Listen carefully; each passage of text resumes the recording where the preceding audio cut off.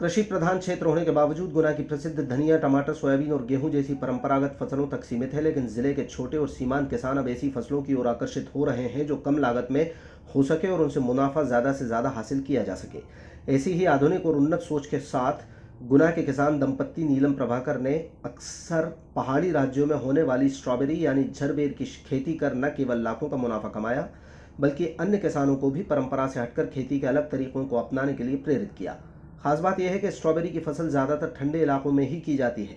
हिमाचल, उत्तराखंड जैसे राज्य इसके उदाहरण हैं, लेकिन गुना के इस किसान दंपत्ति ने अपनी सोच और तरीके से स्ट्रॉबेरी की पौध गुना में ऐसे सीजन में लगाई जब आमतौर पर किसान ये समझते हैं कि खेती का सीजन चला गया। प्रभाकर दंपत्ति ने सितंबर महीने के आखिर में स्ट्रॉबेरी की खेती शुरू की। फरवरी का आखिरी महीना आते आते 1 एकड़ क्षेत्रफल में तकरीबन 1 टन उत्पादन हो चुका है। सभी खर्च काटकर 4 लाख रुपए की आमदनी उन्नत किसान दंपत्ति को हो रही है। किसान दंपत्ति ने बताया कि एक पौधे से लगभग 500 ग्राम स्ट्रॉबेरी की आवक होती है। स्ट्रॉबेरी की कीमत बाजार में 100 रुपए से 500 रुपए किलो तक है। गुना की स्ट्रॉबेरी डिब्बों में पैक होकर कानपुर और दिल्ली जैसे राज्यों में निर्यात की जा रही है। दंपत्ति ने भविष्य में बड़े पैमाने पर स्ट्रॉबेरी की खेती करने की योजना बनाई है। नमस्कार मैम। नमस्कार आपका नाम क्या है? जी, मेरा नाम नीलम है। और आपके हाथों में भी ये क्या है? ये स्ट्रॉबेरी का फल है। अच्छा, आप कहाँ से बात कर रहे हैं? और मैं मध्य प्रदेश के गुना ज़िले से बात कर रही हूँ।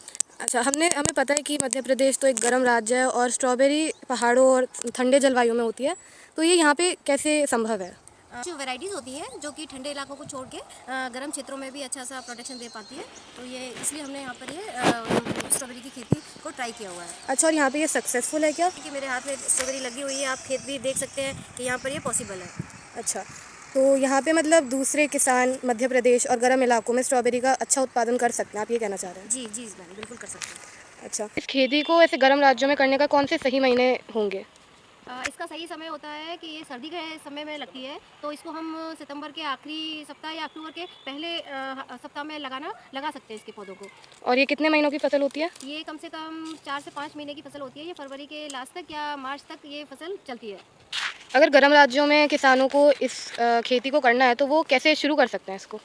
मैम, इसके लिए क्या है कि ये 1 एकड़ के लिए 20,000 पौधों की ज़रूरत पड़ती है और एक पौधे से लगभग 500 ग्राम के करीब हमें उत्पादन प्राप्त होता है, मतलब अर्निंग मिल जाती है, फल मिलता है। और इसकी जो कीमत होती है बाज़ार में 100 रुपये से लेके कम से कम 400 से 500 रुपये हमें मिल जाती है 1 किलो फल की। तो इस तरह से आप देख सकते हैं कि हम 1 एकड़ में 10 से 12 लाख की अच्छी कमाई कर सकते हैं। तो अगर दूसरे किसानों को आपसे गाइडेंस लेनी है तो वो आपसे कैसे संपर्क कर सकते हैं? नंबर प्रोवाइड करा दूँगी, हाँ तो जी। आप वहाँ से संपर्क कर सकते हैं।